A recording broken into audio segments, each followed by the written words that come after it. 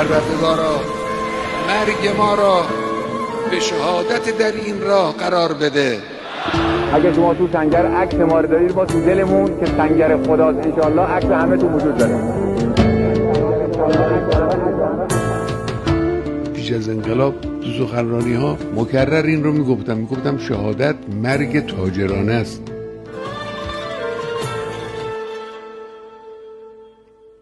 من به شما بگم و به زبون بیارم، هر وقت من فکر اینو میکنم خودم که این جنگ و این شهادت و این میدانهای شرف و خون تموم بشه و ما بمونیم و بعد یه وقتی مثلا به تصادف بمیریم، که خیلی میمیریم، به تب بمیریم، از تصور این فکر خدا شاهده اونچنان قلبم فشار میاد. یک میدان مسابقه افتخار ابدی و الهی، یک میدان مسابقه بهشت، این از آدم گرفته بشه و آدم همینطور بمیره، این خیلی سخت. ای کاش، و این دعایی است که از قلب ما برمیاد، ای کاش که مرگ ما هم مثل مرگ بچه‌های شما بود.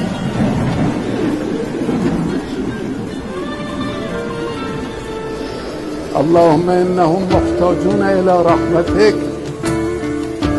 ما سینه زدیم بی صدا باریدند، از هر چه که دم زدیم